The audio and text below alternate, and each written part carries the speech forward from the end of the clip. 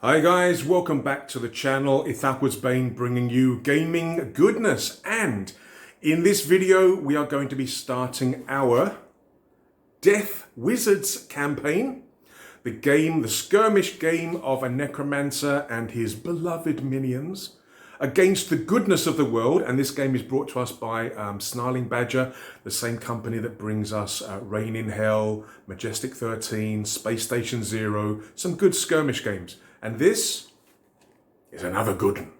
So, in a previous video, I did feature the undead models and the Necromancer that I was going to be using, both printing and painting.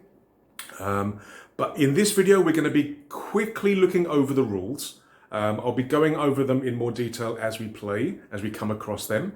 And this series of videos will see our warband, hopefully, survive to do a number of adventures, as is in the book. So, let's get on with it.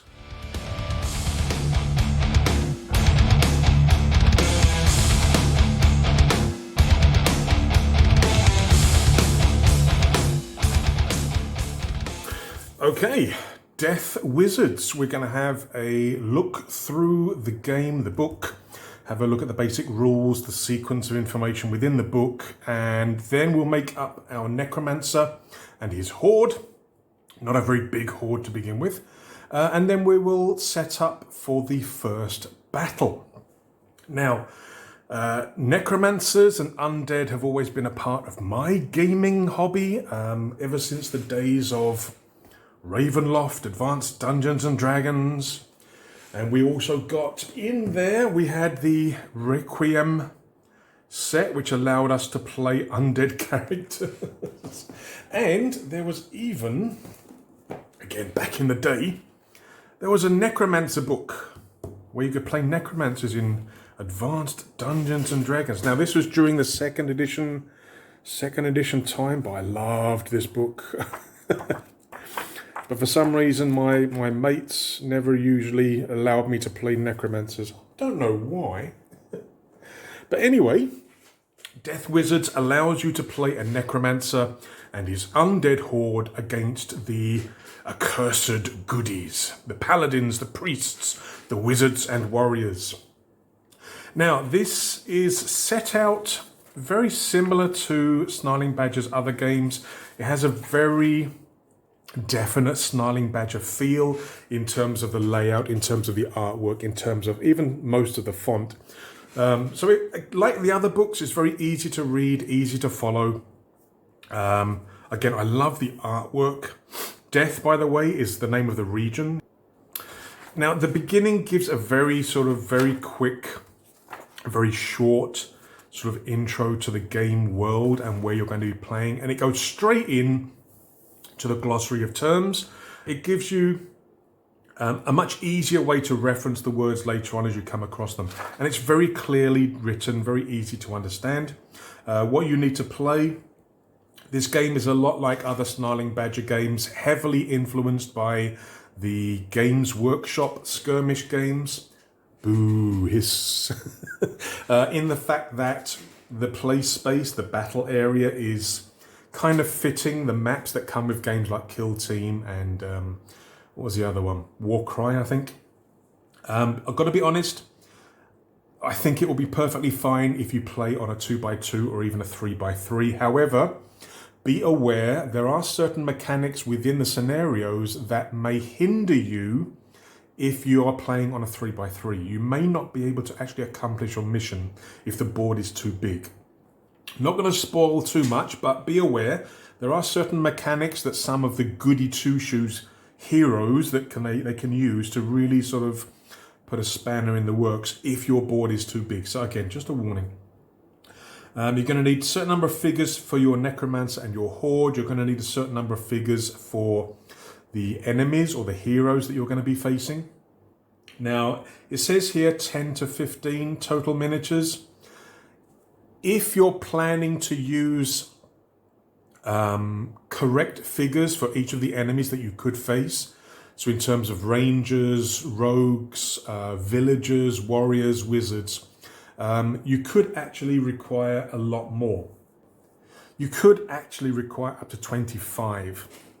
Now, the games or the scenarios that you'll be playing will have in a lot of cases, you have to randomly roll quantities of warriors, quantities of priests, etc. It normally say something like a D3 plus 1. So the number of enemies that you're going to be facing will be variable, but like I mentioned, if you really want to use the correct figures for each of the correct enemies, you could require up to 25 miniatures.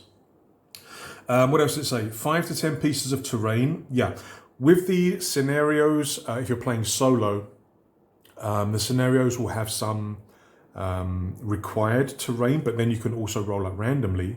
If you're playing Skirmish, which is the PvP version, then again you could roll up random terrain for each of the table quarters kind of thing. So again, having a good supply of terrain would be useful.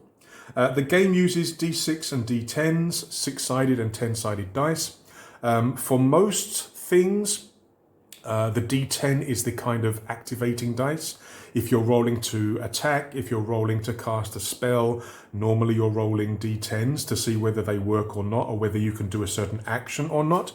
D6s are also used, I think, mainly in some of the effects of your actions. So, for example, there may be a situation where you roll to attack, you're rolling D10s, but then it says that you have to roll D6s or D3s for the damage. But those are the only two types you're going to need, D10s and D6s. They recommend 10 of each. I think that should be fine. Now, the first thing you're going to do is actually to create your Necromancer, and that involves a number of steps. First, you assign your Necromancer's stats. Now, this game doesn't give you a lot of freedom of choice in terms of how your Necromancer is, in terms of their statistics or their abilities kind of thing. Well, I mean, abilities, powers, yes, you can select. But in terms of your statistics, you're just given a choice of 3 kind of starting profiles. That's it. They have variations within them. It kind of depends on what kind of Necromancer you want to play. If you want to play a very offensive style of Necromancer, maybe one who gets down and dirty and actually is like a combat master, then you probably want to take the second one with a higher offense value. But it has a lower necromantic energy, which are the points you're going to be using to cast your spells. On the other hand, if you really want a Necromancer that's focusing on spell casting, then probably set 3 is probably your best choice because you get the highest amount of energy. There is a middle ground in terms of stats, number 1, where it's kind of in the middle. But again, you've only got a choice of 3, so not much to choose from there. Once you've selected which of these starting profiles, you can increase 2 of your starting stats by +1. In the practice games I've been playing, I've always put one of those in necromantic energy because energy is really, really important. Defense and resist are also very important for your Necromancer, so that's how I've been doing it. The second thing you need to do is to choose your legacy. Now, your legacy is basically what type of Necromancer you're going to play. There are 2, 4, 6, yeah, that's not one, 6 different legacies to choose from. And again, they are very unique, very different in terms of how they're going to play. And also, it also affects your horde that you're going to create and use. You've got the Dread Horde Master, which is all about hordes of smaller, less powerful undead. You've got the War Reaper, who's very much that necromantic combat master who gets stuck in and gets bloody. This is the one where you really want to try and get high offense as much as you can. The Controller. Now, this is one which is of lesser use in the story campaign, because their biggest kind of power is hijacking other players' minions. They can basically steal your undead and make them fight for them. The Monster Master is like your Frankenstein, building flesh golems and the like. They are limited in terms of high level undead only. So they're kind of like the opposite of the Horde Master. The Spirit Caller, which is the one that we are going to be using in our campaign, they can only use spirit undead in their hordes. So there's no skeletons, there's no zombies, no vampires for these guys. And then finally we have the Stitcher. This is the Necromancer that is the perfect support for the undead. He's the one who boosts and heals and puts them back together and summons more. This is very much your, I would put this as being your kind of, along with the Dread Horde one, the typical Necromancer. But this is the one that can really support the Horde well. So yeah, you basically pick one of these as your legacy, as the type of Necromancer that you want to play. Step 3, you have to select your minions. Step 4, choosing your powers or your spells. And then 5, choosing your lair. Now, your lair is, it's an abstract element of the game. You're not actually going to be fighting battles at your lair in terms of tabletop gaming. You will have a system during the post-game to see whether your lair is discovered and whether it is attacked, but it's a very simple sort of dice rolling exercise. It's not a battle per se. But your lair can limit the size of your horde. It can also give you benefits and bonuses. And as you progress in the campaign, whether it's a skirmish campaign or a story campaign, your lair can actually improve. You can, very much like your kind of like survival games, where your hideout or your sanctuary, you sort of boost up with barbed wire defenses, laboratories, barracks, you know, and a lot of these survival games, you're kind of building up your sort of home fortress kind of thing. Well, in this, it's kind of similar to that, except it's your necromantic lair. Again, we'll come to that in a second. But after you've done your legacy, you have to choose your minions. Now, again, some legacies will restrict what you can choose. With the Horde Master, you can only choose rank or rating 1 or 2, which are the lower ratings. Your undead are going to come in 4 ratings. Your enemies, your heroes, are also going to come as 4 ratings. And they're listed here on page 21. So you've got the ratings, that the weakest are ratings 1, the strongest are rating 4. They're also assigned a type. Because, like with the Spirit Caller, they can only have spirit undead in their horde. There are also spells and game effects that will only affect a certain type of undead. There will be certain things that can only affect shamblers or feeders or rattlers. So again, the type is listed here, and then your undead specifics are here. So what you'll do is, at the start of the game, you're going to have 7 rating worth of undead in your horde.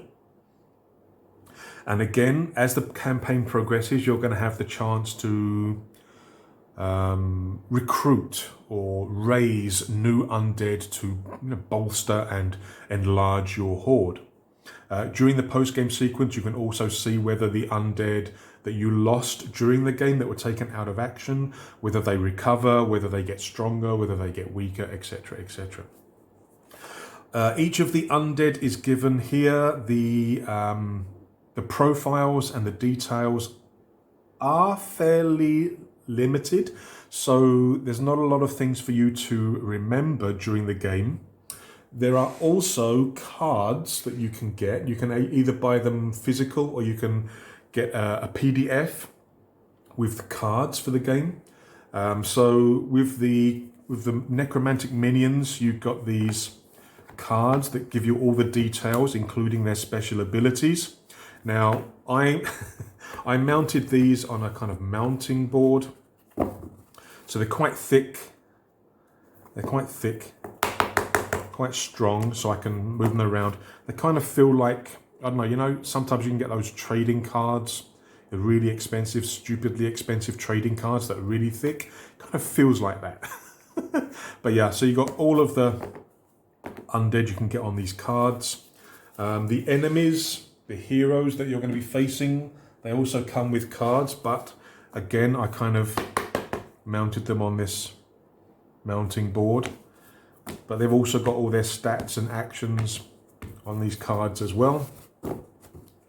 But yeah, you select at the start of your campaign in your first game. Before your first game, you've got to select 7 ratings worth. So, for example, you could have 7 skeletons. You could have 3 ghouls and a skeleton. You could have 2 spectres and a wraith, for example. But 7 points is all you get to start with.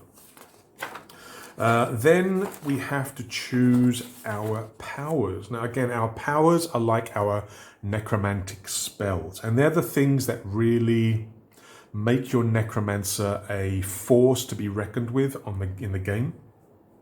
Because in terms of just the stats themselves and your legacy, your necromancer's not really that powerful, but the spells or the powers that you can use during your activations are really good. There's a lot of choice. There's a lot of variety here. There's a few things that maybe are not balanced, I've got to be honest. But it's okay. Now, you're going to be starting with the legacy grants you 1 power. So, for example, the controller gets 2. I'm not sure about that. I think all the others only get 1. Dread Horde Master gets 1. Corpse Bomb. War Reaper gets 1. The Ruinous Touch. Monster Maker gets... Oh, he doesn't get 1. Okay. Spirit Caller gets called to the other side where you can summon an extra spirit undead. The Stitcher, remove from harm. Again, moves your undead out harm's reach. But the controller gets 2. Oh, but they don't get special ability, so maybe that's the balance. Okay. Now, as well as the legacy, you're going to have 3 universal powers, and they are listed here. So these are ones that every necromancer will have. Dark Shield to protect, Negative Bolt, pew, magic missile, and Restore Energy, where you can sacrifice a minion to gain more necromantic power or necromantic energy. And as well as those, you can select 3 more powers from the list. Here's the list. Now, each of these powers has its own cost every time you use it. And again, there's a pretty good range of options here, a pretty good way that you could really customize and modify your necromancer into really what you want to do. Some of these powers, again, I get the feeling that some of them are a little bit OP. Some of them are definitely more useful for certain scenarios than others. But yeah, it gives you a wide range to choose from, and it's a good system for you to kind of try them all and find out what are your favorites. Right, so that's the necromancer and your minions all done. The last thing you need to do is to choose your starting layer. Now, again, as you progress through the campaign, your layer can get stronger, can get bigger. You can have these things called impedimenters. These are basically boosts or add-ons for your lair that can give you certain powers, abilities, and bonuses. So you've got 3 to choose from. You can either have a cave, a hovel, or sewers. Right, let's come to the rules themselves. Now, in this game, there are 2 versions.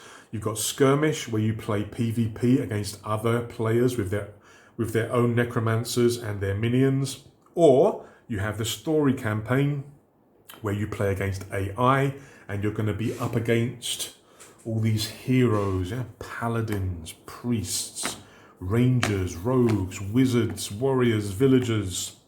Yeah. So we're going to be doing a solo campaign. I'm going to create my necromancer and my warband after we've looked through this book. With the Skirmish game, each player is going to bid some of their necromantic energy in order to determine who goes first. In the story campaign, your necromancer will go first. In terms of your warband will go first, and you can activate up to 4 rating plus the necromancer. The enemy will then activate 2 heroes, and there is an activation sequence. Yes, I'll put an image of it up here. But rangers will act first, then priests, then paladins, then wizards, then warriors, then rogues, and then finally villagers. So depending on what your scenario has for your enemies, you'll have to check this list to figure out who's going to activate first, who's going to activate second, etc., etc. So 2 of those will activate. Then it goes back to your warband, and again you can activate up to 4 rating and your Necromancer. Yes, your Necromancer will activate every time you activate minions, minimum of 2 times per turn. So your Necromancer is going to be pretty powerful, but you're going to be very careful in terms of managing your necromantic energy. If you start using your powerful spells every time your Necromancer activates, you're going to be out of energy by turn 2. So you've got to play it carefully. And that will continue until 5 turns. I don't know whether I want to talk about this just yet. I'll talk about this a bit later. But I have an issue with the scenarios. Anyway, let's go on. So that's the activation sequence, and that's how the game progresses. Now, when a model is activated, it can do 2 things. It can move, and then it can do an action. Now, that action could be another move. So you get a double move in a turn. Now, necromantic minions, your undead, can use their action to either attack, move again, or use a special rule that's listed on their cards. So if we look at the mummy, for example, the mummy has a special thing here, unraveled flight. Once per game, the mummy may teleport instead of moving during its turn. If it does, remove it from the battlefield, set it up anywhere within a line of sight that is more than 1 inch away from all other models. So, creatures do have, or your undead do have special rules sometimes that you can use instead of attacking or moving. Your Necromancer, you can move and do an action. That action can be either a normal attack, another move, or use of a power. And then lastly, the heroes. Okay, the heroes are going to activate randomly if you're playing with a story campaign. For each of the hero types, you're going to have an action table. And when a hero activates, you're going to be rolling on here and doing what it says. If that action is impossible, it sort of automatically goes to the first one here. Now, every one of the heroes has its own kind of different actions that it can do. It's not just on the cards, it is actually in the book as well. Let's find one. There you go. So here's the rogue, here's the details, and then here are his random actions. Now, the game does have rules for movement, for climbing, for jumping, flying, teleporting, etc. But it doesn't have any rules for falling. And I think that could be something that's, I don't know, I think it may be missing on purpose, because I think there are snarlingbadger games that do not have rules for falling, but there are some that do. But I'm kind of thinking that falling damage should be in here somewhere, because some of the powers that the Necromancer uses can actually push away the enemy. And if they're on a raised platform, or if they're on a balcony or on a bridge or something, they could actually get pushed off that and fall. And I'm thinking that should result in a certain amount of damage depending on the height they fall. So I'm thinking that might be something that's missing. I did post the question on Facebook in the Snarlingbadger group a little while back, but I haven't actually had an answer yet. So there you go. So the rules for combat, I think I mentioned them earlier. What you're going to be doing is rolling a number of d10 based on your stat. For normal combat, it is your offense stat. And those d10s are going to be rolling against the target number. And that target number is normally your enemy's defense stat. So, for example, if you have a skeleton that has, for example, 3 offense, you'll be rolling 3 d10s. If the enemy has a defense of 5, that's the target number. So you're rolling those d10s, trying to get a 5 or higher, yeah, equal or higher. Every success results in 1 damage. Now, ranged attacks are following the same thing, but only creatures or undead that have a range value on their stats can actually use ranged attacks. But it uses the same premise. You roll a number of dice equal to the creature's offense, and you're trying to get results that are equal or higher than the target's defense. If you roll a 10, it counts as a critical and does 1 extra point of damage. So rolling a 10 reflects 2 points, not just 1 point. There are other things that can affect the amount of damage that you do or the difficulty of the shots. Things such as, where is it? Cover and line of sight, hidden models. But that's the basic premise. For things like necromantic powers and certain special abilities, it may say things such as these are your power dice, in which case you'll be rolling those instead of the number based on your stats. And for a lot of magic, you're going to be going against somebody's resist rather than their defense. Resist is like wisdom, willpower, their resilience to magic. But yeah, that's basically how it works in terms of the combat and in terms of kind of doing actions. Normally, you're going to be rolling a number of d10 equal to your stats and trying to reach some kind of target power. So all explained very nicely here in the book. It's very easy to understand. Critical failures, if you roll a 1 on the d10, sometimes it can have an effect, but it will actually tell you in the scenario or in terms of your power or your creature or the hero, it will actually tell you if something happens if you roll a 1 against that target. Sometimes it can trigger some kind of retaliation or some kind of effect. What else is there? In terms of damage, yeah. Heroes and minions are going to take damage based on their durability, which here, so for example, a shadow has a durability of 9. That's the number of points of damage that they can take before they're dead or removed from the game. The heroes also have the same thing, their durability, but with these heroes, their stats are based on their rating. Again, there are up to 4 ratings. 4 are more powerful, 1 or more basic, and their ratings are a value plus per rating. So for example, a warrior, the durability is 10 plus 3 per rating. So a rating 2 warrior is going to have 16 durability. Yeah? Now, when something dies, if a necromancer is within, I think it's 3 inches, I'll have to double check, they can actually sort of soak up the energy or the soul and gain necromantic energy if they're close enough. Now, the necromancer themselves doesn't take damage in the same sense. It has no durability.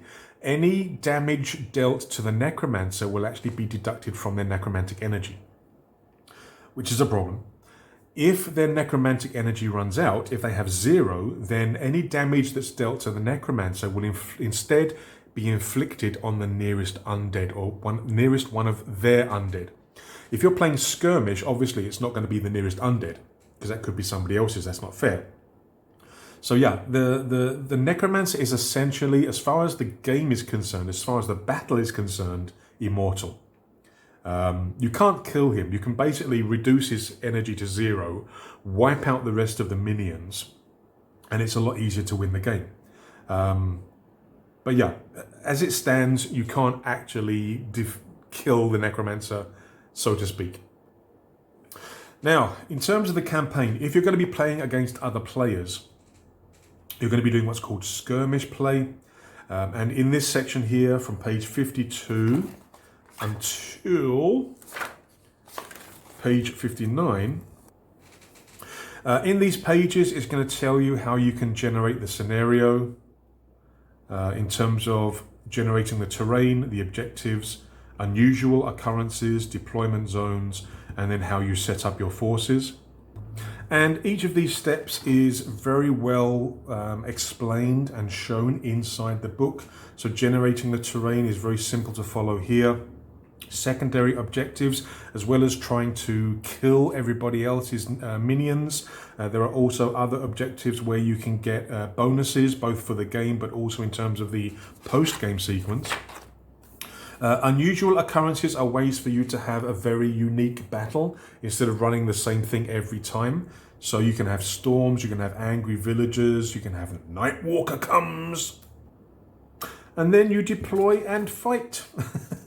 Now, for the story play, where you're playing solo or co-op, I should have mentioned that earlier actually. For the story campaign, you can actually play with somebody else as well as you work together to overcome the heroes and the villagers. This is a little bit different. You're going to be selecting the scenario. Now the scenarios are given underneath here in terms of which ones they are. They all have a different difficulty. The difficulty is essentially the rating that you're allowed to bring to the battle.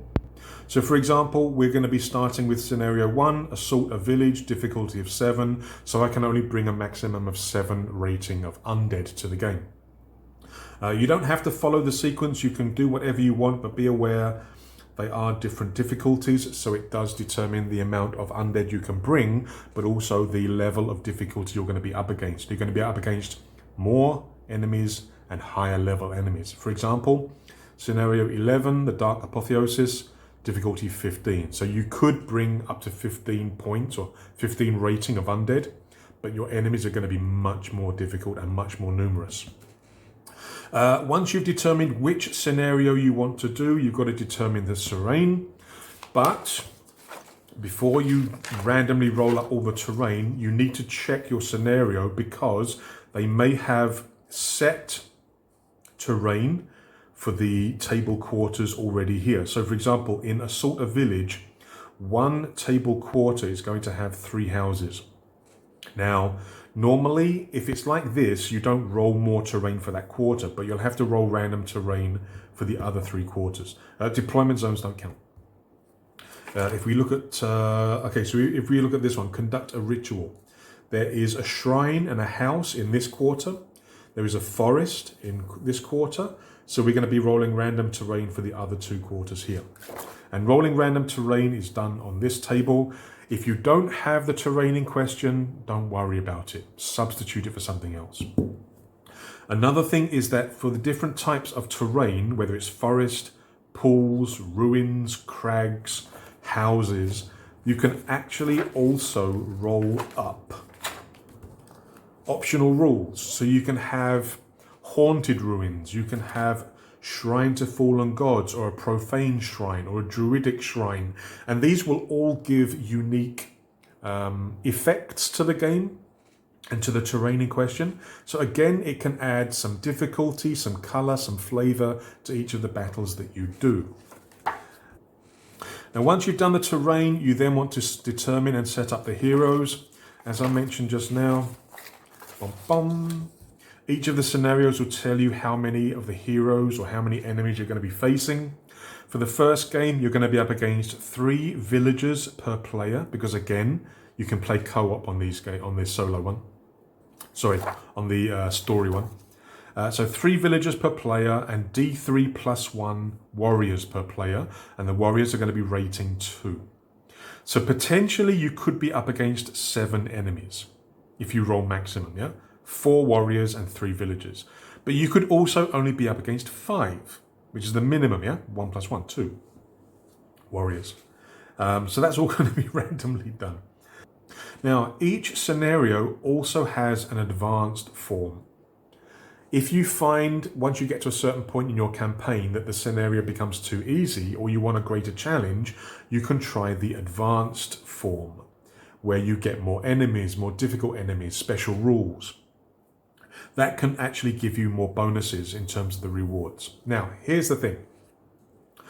For every scenario, you're going to have different enemies, you're going to have different layouts and terrain, but the victory conditions are always the same. You have to kill all the heroes before the end of the 5th turn. It's the same in every single scenario. Victorious if at any time during the game all of the heroes have been killed. If they're not killed by the end of the 5th turn, the Necromancers fail. Let's pick another scenario at random. Let's pick this one. Victorious if at the time during the game all the heroes have been killed. If all the heroes are not killed by the end of the 5th turn, the Necromancers fail. This is the same for every single scenario. Every single scenario, you have got to kill all the heroes by the end of the 5th turn. This is my... I would have to say this is my only problem with Death Wizards. In terms of the heroes you're facing, in terms of the powers that the heroes bring, I mean, fighting a warrior is going to be very different to fighting a wizard in terms of what they can do, in terms of their actions, in terms of their special abilities. Paladins are a pain in the neck. In terms of the terrain, again, you can mix things up by having different kinds of terrain and then maybe rolling up for the options to have different styles of forest, different types of forest, different types of houses. But the thing is, every game is the same. You've got to kill all the enemies in story mode before 5 turns have finished. I don't know. I was kind of hoping that some of the scenarios would be a little bit different, you know. But like I say, that's really my only problem with the game. Everything else is really good. All the hero AIs are described very nicely. I like the activation and the random activation and what they do in terms of their actions. That's really, really interesting. It can really cause you problems if the dice don't roll nice. This is me. But yeah, it's a good game. Like I say, the scenarios are fun. It's just that, I don't know. I kind of wish for sometimes different victory conditions rather than just trying to kill everything all the time, you know. So what else is there? Okay, and then we've got the post-game sequence. So like any good campaign game, there is a post-game sequence where you can earn XP. In Death Wizards, only your Necromancer can gain XP. Your minions can sometimes evolve and improve, depending on what happens when you restore them. But there is also an equal chance of them getting worse. So where is it here? Post-game sequence. Restore minions. So you've got to roll to see what if any minion that was taken out during the game can come back. Sometimes they're unrecoverable, 1 to 3 on a d10. You can retire minions. Now your lair will allow you only a certain size of horde, a certain number of rating maximum. So there will be times where you want to recruit a new, bigger, better undead, but you don't have space. Your ratings, your lair is full up. In that case, you may choose to retire minions. Now you've got to do that before you recruit new ones or raise new ones. If you've got a minion who's had their stats reduced a few times, get rid of them, try and raise a new one. You can also try to raise heroes that you kill in the last battle, but it's not easy. It can be quite good because you can get a wizard or a paladin on your side, but it's not easy to do. Experience. Now, with the Necromancer, once you've gained a certain amount of experience, you can actually gain new powers, improve stats, get new abilities. Each of these costs a different amount of experience. Your lair, again, you have a chance to expand your lair. I think after every 2 missions in story mode, I think you can increase your lair. Certain amount of impedimenta in terms of boosts or bonuses to your lair. Each of the types of lair will have a certain amount they can have, a maximum. So think carefully in terms of what you want to add to your lair. They're all listed down here and they all give you different boosts and benefits. And then last is the rules regarding lair assaults. When the other side or when the enemy finds out where your lair is, they will assault. But it's a very simple dice roll to find out what happens. And then at the end of the book, you've got a rules summary, and that is it. Like I say, it's actually a pretty good thematic game. The rules are not difficult. They can be very unforgiving in terms of the enemies. For example, the number of enemies you're going to be facing in a battle. If you roll badly, you could be up against an overwhelming force, in which case, there's not much chance of you winning. Now, if you lose a game in story mode, it's not the end of the game. It's not the end of the campaign. You can try again, but your horde may get smaller and smaller and smaller. So that is a look through at the game Death Wizards. Not so quick. I may have to edit it down in size, but I wanted to kind of go over the game and show you just how good it is. As we play through the campaign, I will be explaining things, especially during the first 1 or 2 missions, so you can see exactly what's going on and how to do everything. But yes, next up will be the creation of our Necromancer and his horde, our spirit caller. So, I hope you enjoyed that. Please take a moment to like, subscribe, ring the bell, add some comments. And if you want to help the channel, don't forget there is an Amazon wish list down below in the description. Don't have to, it's perfectly fine if you just want to watch the videos, no pressure whatsoever. And also if you do want to help out, please be aware of the shipping. But like I say, no pressure whatsoever, and I just knocked the book all the way over there. Right, until the next video, Necromancer creation. Take care, stay safe, cheers.